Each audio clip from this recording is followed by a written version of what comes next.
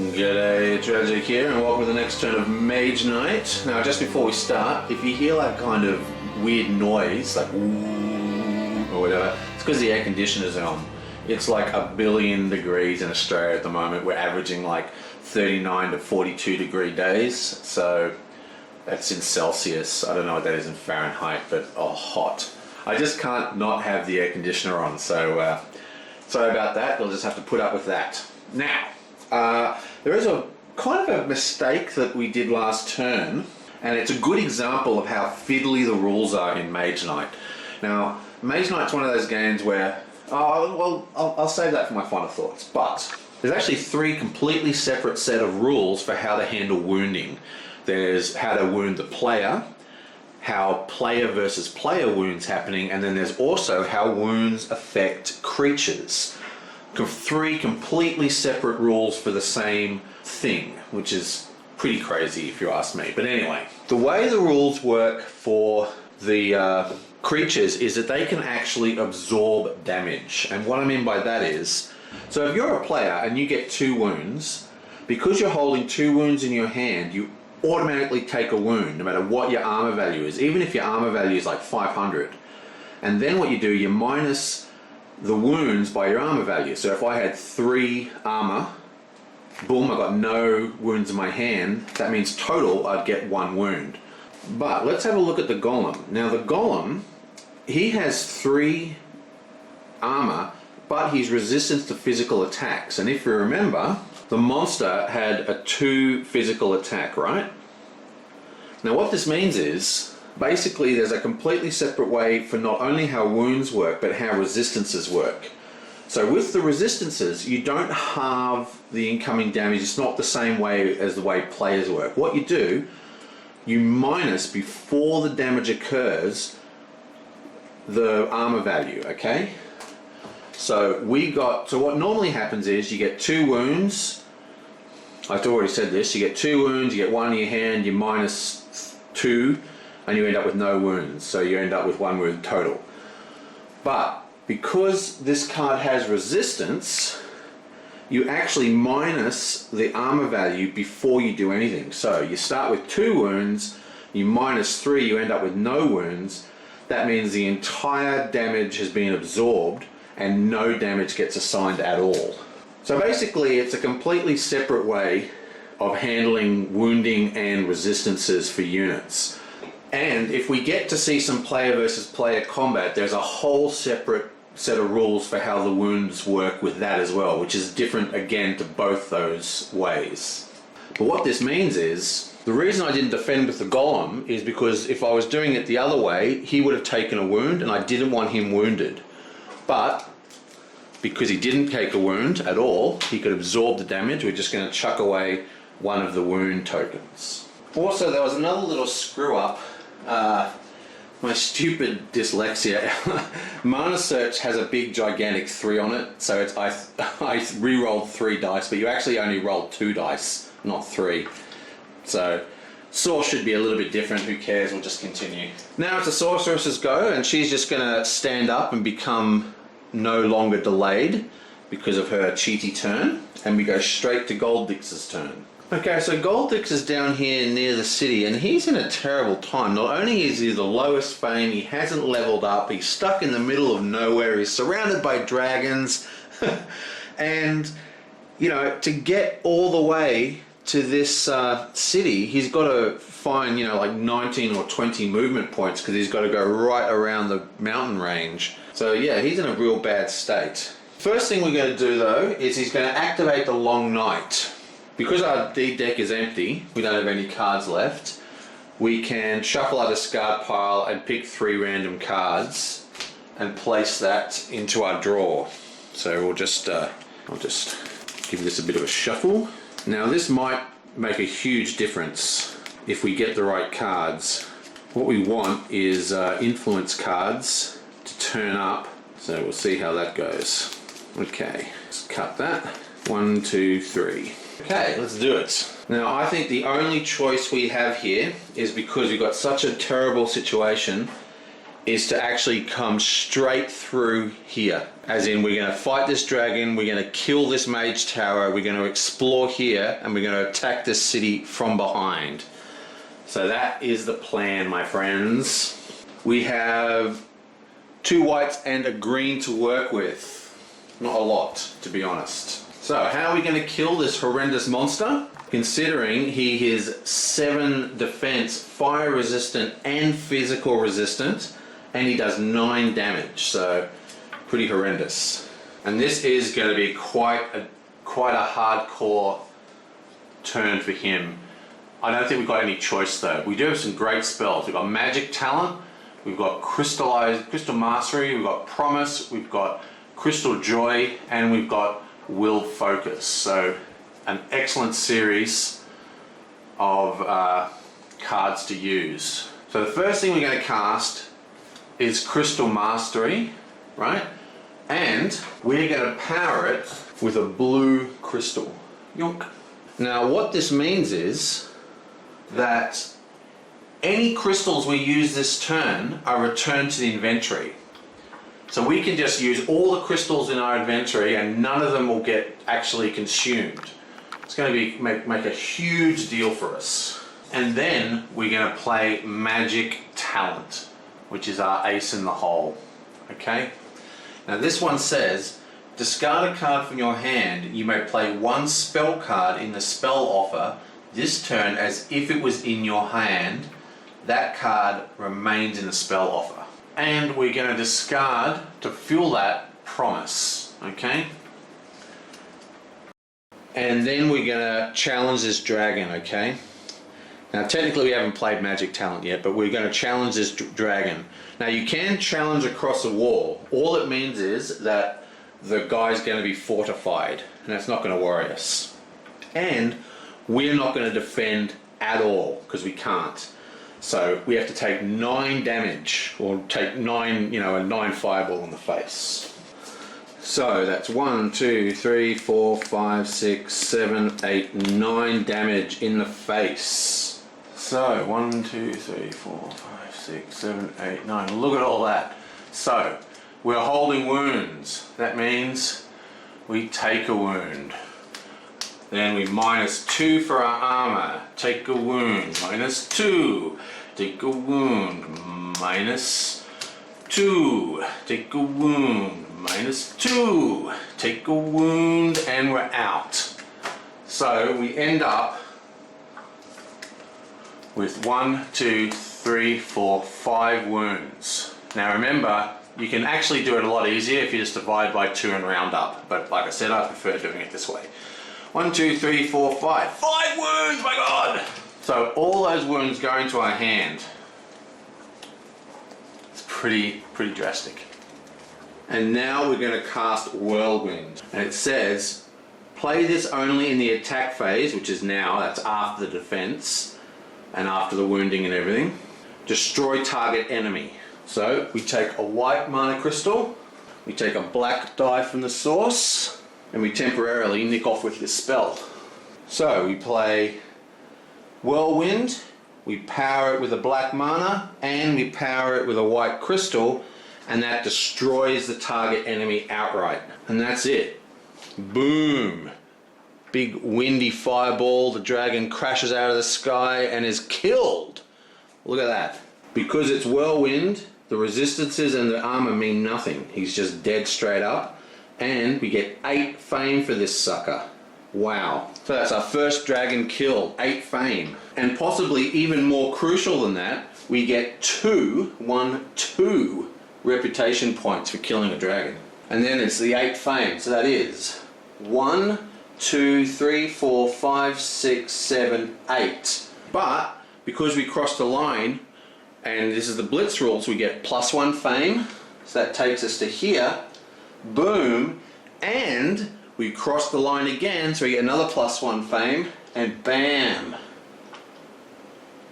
It's a 10 fame advantage, and we leveled up twice, here and here. So for starters, we get the next shield token that raises our armor to 3 now, and then we get to choose a skill, and we're going to take Blood Rage. Actually, maybe we'll take Influence. Maybe we'll take Diplomacy. No, we're going to take Blood Rage. It's a lot easier for me to understand. So boom, we take Blood Rage, and we get to level up our skills. Yonk. Ooh, very, very cool skills. Okay. So the crystal one's very, very simple. So you just flip this, you get a blue crystal and a red mana token. Nah, not too interested in that. Let's have a look at the other skill though. Now this is an interesting one. It's called Source 3. It's basically, once a round, put this skill token in the source. While it is there, other players cannot use their usual 1 die from the source, so it completely locks out the source.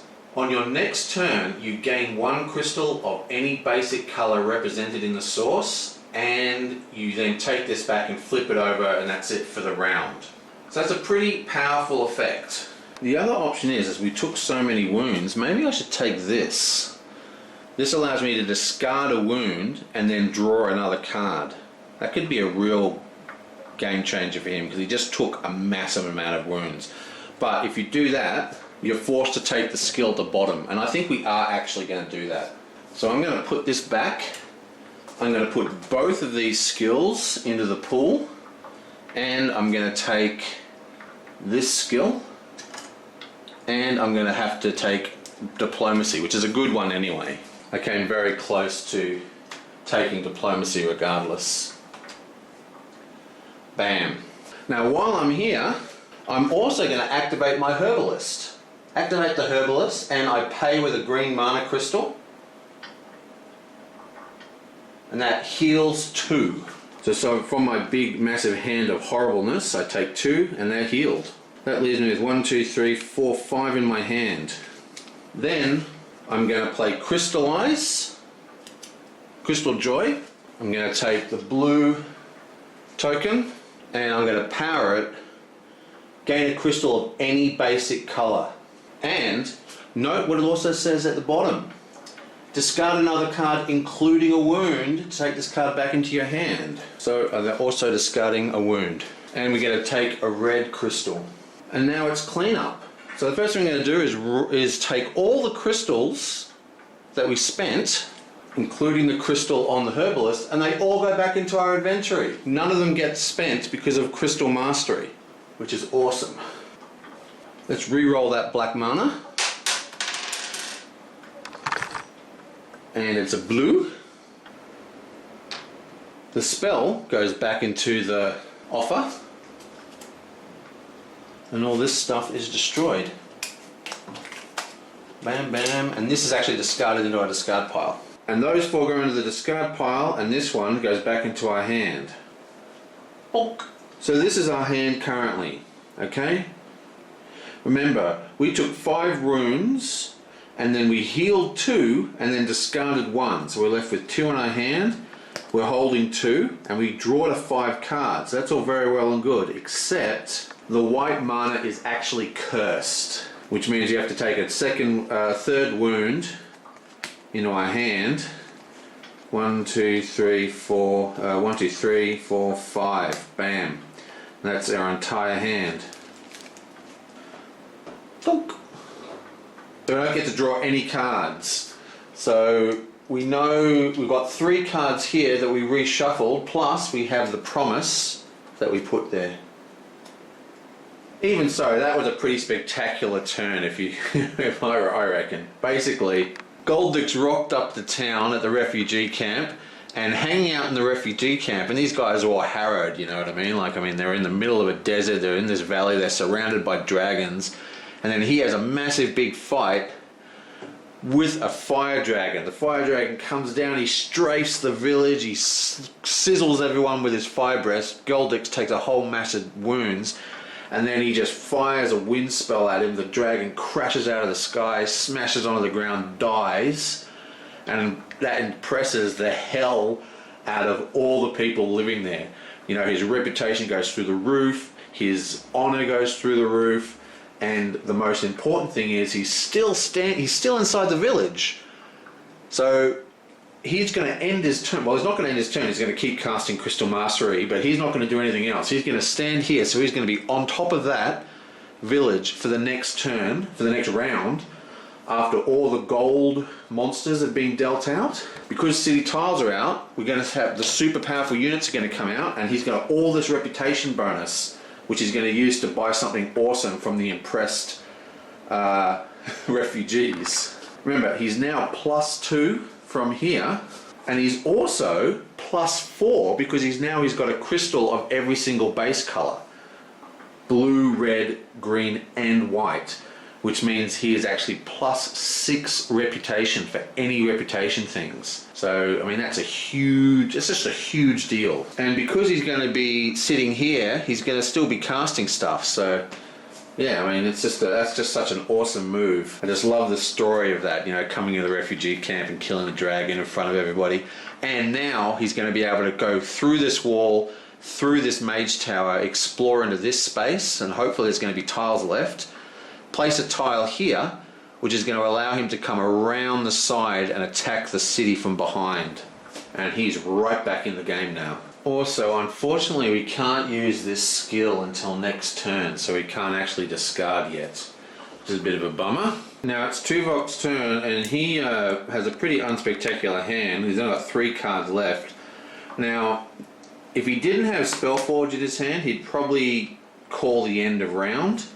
But since he doesn't, he's just going to cast Swiftness for 2 move. So that gives him... Oh, actually he's not. He's not going to cast Swiftness at all. I thought maybe we'd move him to here just so he gets 1, because he has to move this way anyway. I think he's going to stay on top of the fort, because then he wants to move into here next round. So what he's going to do, he's just going to discard, cast Spell Force, and power it with a blue mana, like so. And he gains 2 crystals of the same color as 2 different spells. Now there's green, red, and a white spell. So I think he is going to take a green and a white. Okay, that's it. And he's going to end his turn next turn. If someone hasn't called the end of round, he's going to call end of round. So let's just roll this. It's a white. Still got that annoying wound in his hand.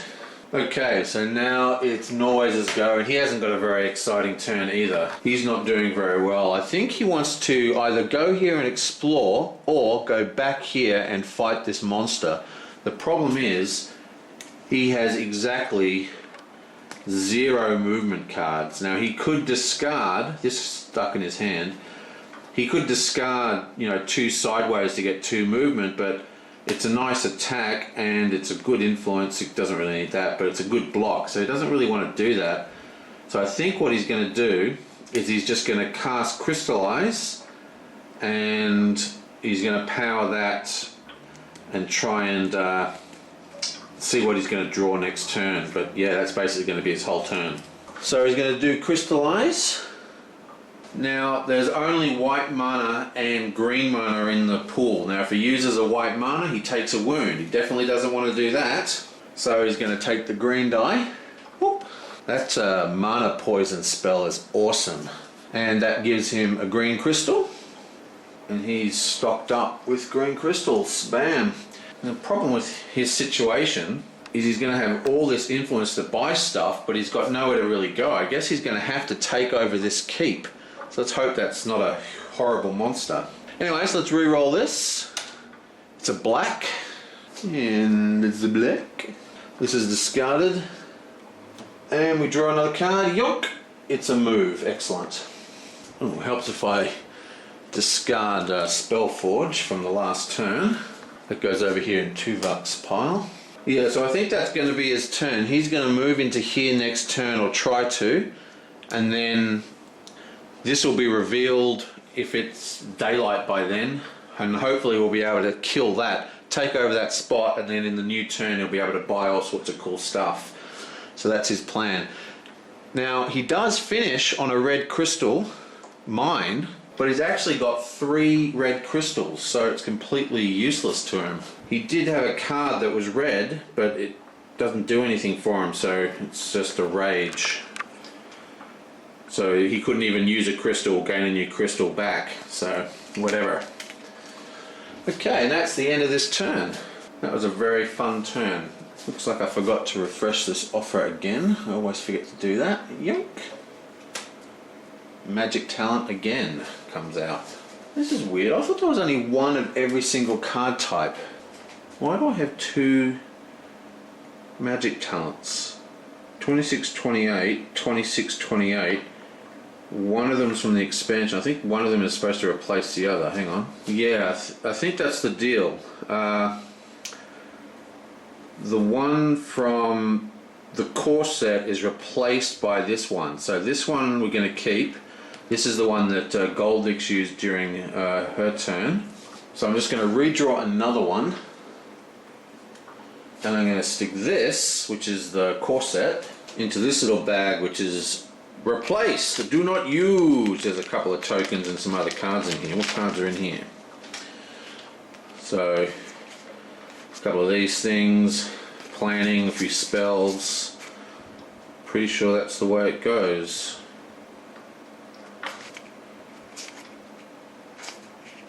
Yeah, because they all in the expansion, all the characters got a couple of their own cards. It looks like this one was also supposed to be replaced, but I didn't. Confusing. Okay, whatever. Let's stick that into the do not use pile. This goes back in the discard. Right, everything's cool. Okay, I will see you guys next time. Tell you what, next time I do a Mage Knight game, I'm going to make sure the board is the right way around. You might not have noticed, but it's actually upside down. Because I wanted to have it expand this way, but there's actually tons of room here, so next time I'll start it here and go towards that way and put all the offer here and have all the player stuff over here. So there, that's what's happening. Whatever, okay, let's go.